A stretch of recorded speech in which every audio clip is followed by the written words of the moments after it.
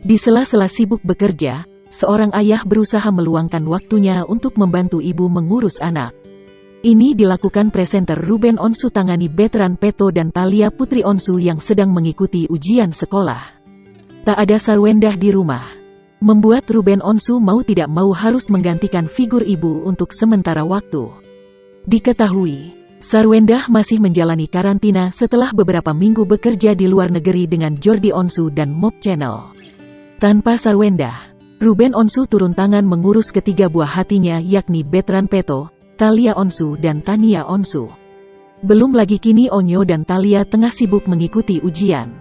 Padahal Ruben pun pagi-pagi sekali sudah harus berangkat syuting. Terpantau dalam tayangan video pada kanal YouTube The Onsu Family tayangan Kamis, tanggal 9 Desember tahun 2021.